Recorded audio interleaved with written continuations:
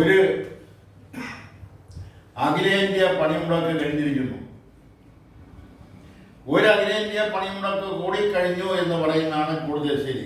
കാരണം പണിമുടക്കുകളും അഖിലേന്ത്യാ പണിമുടക്കുകളും സംസ്ഥാന പണിമുടക്കുകളും പ്രാദേശിക പണിമുടക്കുകളും ഒക്കെ സർവ്വസാധാരണമായി നടന്നു വരുന്നതാണ്.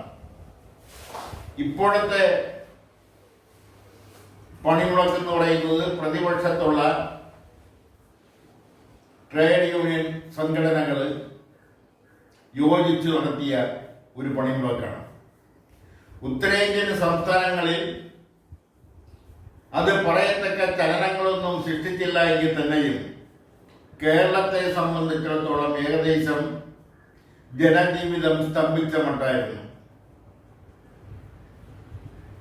ഒരു ബന്ദിന്റെ പ്രതീതി കേരളത്തിൽ അങ്ങോളം ഇങ്ങോളം നിലനിർത്തിക്കൊണ്ടുപോകാൻ സമര അനുകൂലികൾക്ക് കഴിഞ്ഞു എന്നുള്ളതാണ് സത്യം.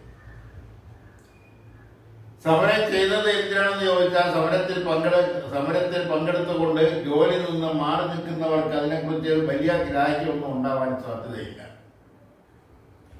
സാധാരണ എല്ലാ പ്രാവശ്യവും ഇതുപോലുള്ള പണിമുടക്ക് നടക്കുമ്പോൾ ഉയർത്തുന്ന മുദ്രാവാക്യങ്ങൾ തന്നെയാണ് ഇപ്പോഴും ഉയർത്തിയിരിക്കുന്നത്. സർക്കാരിനെതിരെയുള്ള സമരം, ഇത് കേന്ദ്ര സർക്കാരിനെതിരെയുള്ള സമരം. കേന്ദ്ര സർക്കാരിന്റെ തൊഴിലാളി വിരുദ്ധ നയം എത്രയോ പതിറ്റാണ്ടുകളായി കേട്ടുതരംഭിച്ച ഒരു മുദ്രാവാക്യം.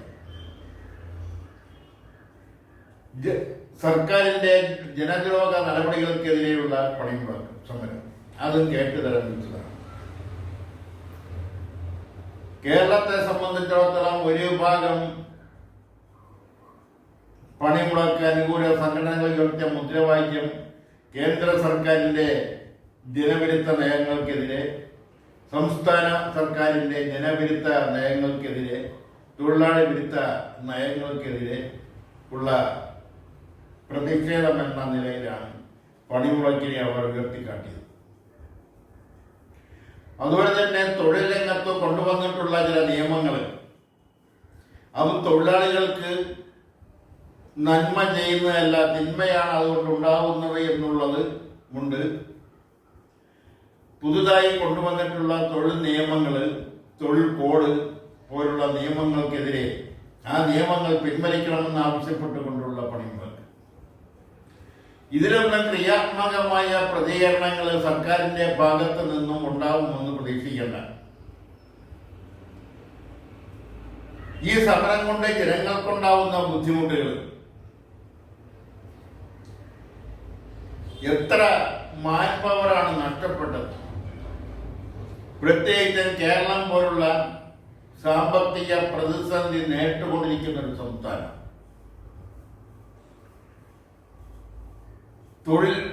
തൊഴിലില്ലായ്മ രൂക്ഷമായി കൊണ്ടിരിക്കുന്ന ഒരു സംസ്ഥാനം.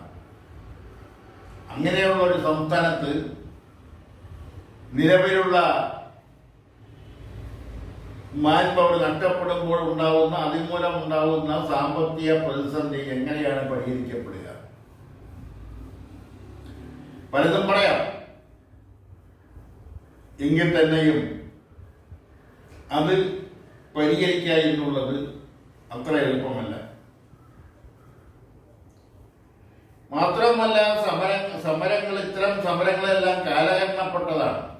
ഇപ്പൊ സമരങ്ങളോടൊന്നും ജനങ്ങൾക്ക് അനുകൂലമായ നിലപാടല്ല ഉള്ളത്.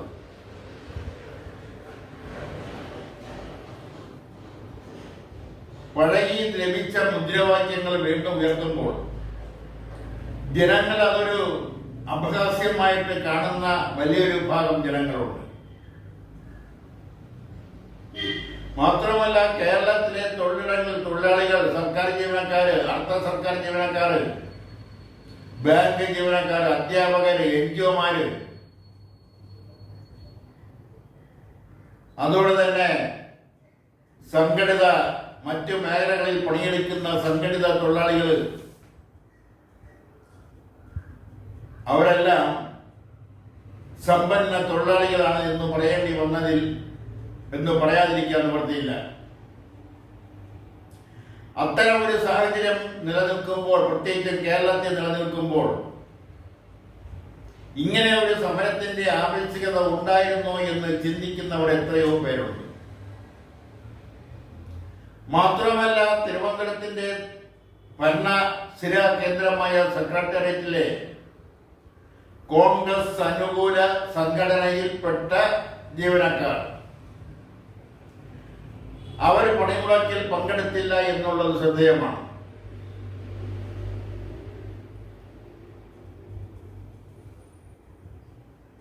അത് ഒരു വലിയ വാർത്തയായി മാറുകയും ചെയ്തു. കാരണം സമരത്തോട് അവരതിന് പറയുന്ന കാരണങ്ങൾ പലതാണ്. സംസ്ഥാന സർക്കാരിന്റെ തൊഴിൽ വിരുദ്ധ നയങ്ങൾ, സംസ്ഥാന സർക്കാരിന്റെ ജനദ്രോഹപരമായ നടപടികൾ, ഇതെല്ലാം സംസ്ഥാനത്ത് നിലനിൽക്കുമ്പോൾ കേന്ദ്ര സർക്കാരിനെ മാത്രം കുറ്റപ്പെടുത്തിക്കൊണ്ടുള്ള ഒരു സമരത്തിന് അവർ തയ്യാറല്ല. അതുകൊണ്ടാണ് അവർ പണിമുടക്കിൽ പങ്കെടുക്കാതിരുന്നത് എന്നാണ് പറയുന്ന ഒരു ന്യായം. എന്തായാലും സർക്കാർ ജീവനക്കാരായാലും അല്ലാത്ത ജീവനക്കാരായാലും അവരെല്ലാം സമ്പന്ന വർഗത്തിന്റെ കൂടെയാണ്. പണ്ടത്തെ പോലെ കഷ്ടപ്പാടുള്ള അതല്ലെങ്കിൽ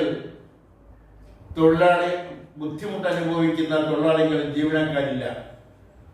ഇന്ന് സർക്കാർ ജീവനക്കാർക്ക്, അധ്യാപകർക്ക്, അർദ്ധ സർക്കാർ ജീവനക്കാർക്ക്, അതുപോലുള്ള മറ്റ് മേഖലകൾ എടുക്കുന്നവർക്കെല്ലാം അന്തസ്സായി ജീവിച്ചു പോകുന്നതിനുള്ള വേതനം ലഭിക്കുന്നുണ്ട്. അതുപോലെ മറ്റ് ആനുകൂല്യങ്ങളും അവർക്ക് ലഭിക്കുന്നു. ഇതൊന്നും ലഭിക്കാത്ത ലക്ഷോപലക്ഷം ജനങ്ങൾ വേറെയുണ്ട്. അവരുടെ കാര്യത്തിലാവട്ടെ സർക്കാർ കുറ്റകരമായ അനാസ്ഥയാണ് കാണിച്ചുകൊണ്ടിരിക്കുന്നത്. ഒരു ആയുസ് മുഴുവൻ, അതായത് ആരോഗ്യമുള്ള സമയം മുഴുവൻ അവർ കാർഷിക മേഖലയിലായാലും അതുപോലുള്ള മറ്റു മേഖലകളിലായാലും അസംഘടിത മേഖലയിലായാലും അവർ പണിയെടുക്കുമ്പോൾ അവർ നിത്യോപയോഗ സാധനങ്ങൾ വില കൊടുത്ത് വാങ്ങുമ്പോൾ അവർ നൽകുന്ന നികുതി, ആ നികുതിയുടെ ചെറിയൊരു അംശം അവർക്ക് തൊഴിൽ ചെയ്യാൻ കഴിയാത്ത ഒരു സാഹചര്യം ഉണ്ടാകുമ്പോൾ, അത് വൃദ്ധരാകുമ്പോൾ മാത്രമല്ല തൊഴിൽ ചെയ്യാൻ കഴിയാത്ത രോഗങ്ങൾ പിടിപെട്ട് നിത്യ ദുരിതം അനുഭവിക്കുന്നവർക്കെല്ലാം അവർക്ക് മരുന്ന് വാങ്ങുന്നതിന് വേണ്ടിയും അതുപോലുള്ള അത്യാവശ്യം ജീവിച്ചു പോരുന്നതിനും വേണ്ടിയുള്ള പെൻഷൻ, ആ പെൻഷൻ തുച്ഛമാണ്. സർക്കാർ ജീവനക്കാർക്കും അതുപോലുള്ള മറ്റ് തൊഴിൽ മേഖലകളിലും നിരവധി ആനുകൂല്യങ്ങൾ, അവരുടെ ശമ്പള വർധനവുകളെല്ലാം കൂടെ നടക്കുമ്പോൾ ഇവരെ സംബന്ധിച്ചിടത്തോളം അവർക്ക് ലഭിക്കുന്ന തുച്ഛമായ ക്ഷേമ പെൻഷൻ അത് വർദ്ധിപ്പിക്കുമെന്ന് പറയുന്നതല്ലാണ്ട് അത് ഇപ്പോഴും വർദ്ധിപ്പിച്ച മാന്യമായ ഒരു പെൻഷൻ, ക്ഷേമ പെൻഷൻ ലഭിക്കുന്ന ഒരു സംസ്ഥാനം ഇതുവരെയായിട്ട് ഉണ്ടാക്കിയിട്ടില്ല. ഉടനെയൊന്നും ഉണ്ടാവുമെന്ന് തോന്നുന്നുമില്ല. ഈ ഒരു സാഹചര്യത്തിലാണ് അഖിലേന്ത്യാ പണിമുടക്കിനെ നോക്കിക്കാണേണ്ടത്. അത് കേരളത്തിൽ ബന്ധായിട്ടാണ് മാറിയത്. കേരളത്തിലെ ജനജീവിതം എല്ലാ മേഖലകളിലും സ്തംഭിപ്പിക്കാൻ പണിമുടക്കുന്നവർക്ക് കഴിഞ്ഞു എന്നുള്ളത് അവരെ സംബന്ധിച്ചിടത്തോളം ഒരു വിജയം തന്നെയാണ്. പക്ഷെ അതുകൊണ്ട് ജനങ്ങൾക്ക്, സാധാരണക്കാർക്ക് ഉണ്ടായിട്ടുള്ള വൈഷമ്യങ്ങൾ, ആശുപത്രികളിൽ എത്തേണ്ട രോഗികൾക്ക് എത്താൻ കഴിയാതെ വന്ന അവസ്ഥകൾ, ഓപ്പറേഷൻ മാറ്റിവെക്കേണ്ടി വന്ന അവസ്ഥകൾ, അതുപോലുള്ള മറ്റ് ബുദ്ധിമുട്ടുകൾ, ഇതെല്ലാം നോക്കുമ്പോൾ പണിമുടക്കിയവർക്ക് പണിമുടക്കിയവർക്ക് ഈ ഒരു ബുദ്ധിമുട്ടൊന്നും അനുഭവിക്കേണ്ടി വരില്ല. ഈ പണിമുടക്ക് കൊണ്ട് പ്രത്യേകിച്ച് പ്രയോജനമൊന്നുമില്ല എന്ന് ആ പണിമുടക്കിന് ആഹ്വാനം ചെയ്ത രാഷ്ട്രീയ നേതാക്കൾക്കും രാഷ്ട്രീയ പാർട്ടികൾക്കും അറിയാം. എങ്കിലും തങ്ങളുടെ കൂടെ നിൽക്കുന്നവരെ അഖിലേന്ത്യാ പണിമുടക്കിന്റെ പേരിൽ സമരങ്ങളിലേക്ക് തള്ളിവിട്ടുകൊണ്ട് ജനങ്ങളെ ബുദ്ധിമുട്ടിക്കുന്ന ഒരു സംവിധാനത്തിന് അതിന് മറ്റെന്തെങ്കിലും സംവിധാനങ്ങൾ ഏർപ്പെടുത്തിക്കൊണ്ട് സമരങ്ങളുടെ മുഖഭാവം മാറ്റേണ്ട സമയം കഴിഞ്ഞിരിക്കുന്നു. അതിൻ്റെ കാലം കഴിഞ്ഞിരിക്കുന്നു. കാലഘട്ടത്തിനനുസരിച്ച് സമര രീതികളിൽ മാറ്റം വരുത്തണം. മറ്റു പല രാഷ്ട്രങ്ങളിലും ചെയ്യുന്നത് പോലെ പണിമുടക്കിക്കൊണ്ടുള്ള സമരം ഇന്ന് പല രാഷ്ട്രങ്ങളിലും നിരോധിച്ചത് കൊണ്ടല്ല, സ്വയം അതിൽ നിന്ന് ജീവനക്കാരും തൊഴിലാളികളും പിന്മാറിക്കൊണ്ട് പ്രതിഷേധം എന്നോണം അവർ തൊഴിൽ ചെയ്യുന്നതിന് മുമ്പായിട്ട് ഒരു കൂട്ടായി നിന്ന് മുദ്രാവാക്യം വിളിക്കുകയോ അല്ലെങ്കിൽ പ്രതിഷേധം എന്നോണം പ്രതിഷേധ ലേബലുകൾ, പ്രതിഷേധം അച്ചടിച്ചിട്ടുള്ള സ്റ്റിക്കറുകൾ, ബാഡ്ജുകളെല്ലാം ധരിച്ചിരിക്കുന്ന തുണിയിൽ, ഉടുപ്പിൽ, അതുപോലുള്ള ചുരിദാറുകളിലൊക്കെ കുത്തിക്കൊണ്ടാണ് അവർ ജോലിക്ക് കയറുന്നത്. അവരൊരിക്കലും പണിമുടക്കാറില്ല. ആ ഒരു കീഴ്വഴക്കം നമ്മുടെ നാട്ടിലും വരുത്തുന്നതിനെ കുറിച്ച് ട്രേഡ് യൂണിയൻ നേതാക്കളും അവരുടെ രക്ഷകർത്താക്കളായ രാഷ്ട്രീയ പ്രസ്ഥാനങ്ങളും ആലോചിക്കണമെന്നാണ് ഈ അവസരത്തിൽ പറയാനുള്ളത്.